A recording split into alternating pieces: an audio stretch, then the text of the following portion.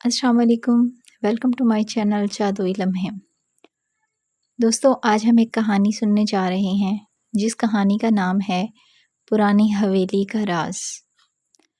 पुराने शहर के किनारे एक वसी और अरीज हवेली खड़ी थी जिसे लोग पुरानी हवेली के नाम से जानते थे।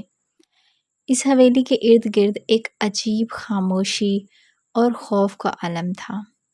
दिन के वक्त ये जगह सुनसान और बेरौनक नजर आती थी, लेकिन रात के वक्त लोग दावा करते थे कि वहाँ अजीब व गरीब आवाज़ें सुनाई देती हैं।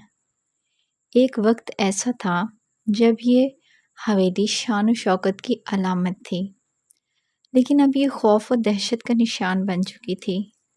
हवेली का मालिक नवाब रफ़ीउल्लाह ख़ान था, जो अपनी फैमिली के साथ यहाँ रहता था।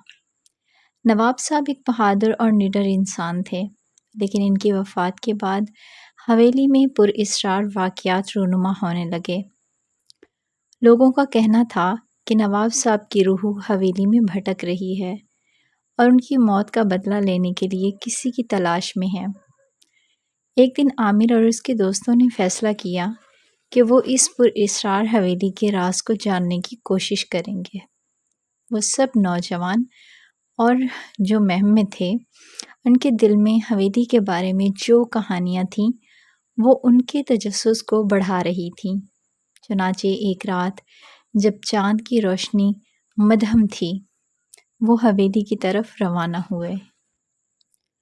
हवेली के दरवाजे पर पहुंचकर उन सब के दिलों में खौफ की एक लहर दौड़ गई।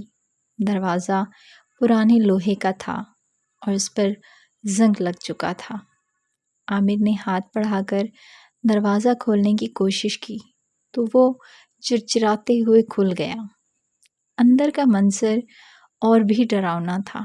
हर तरफ तारीकी का राज था और दीवारों पर मकड़ियों के जाले लटक रहे थे।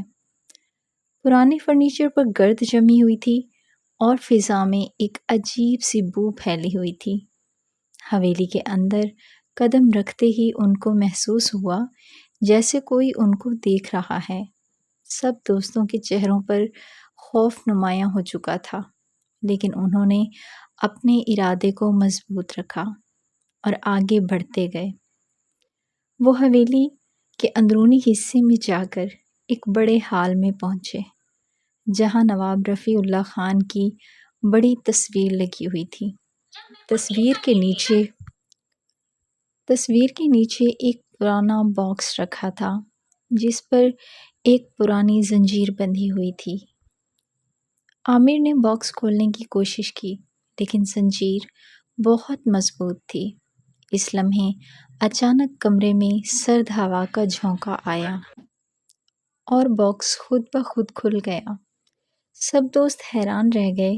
बॉक्स के अंदर एक पुराना ख़त और कुछ पुरानी तस्वीरें थीं। ख़त में नवाब रफ़ीउल्लाह ख़ान की आखिरी ख्वाहिशात लिखी हुई थीं।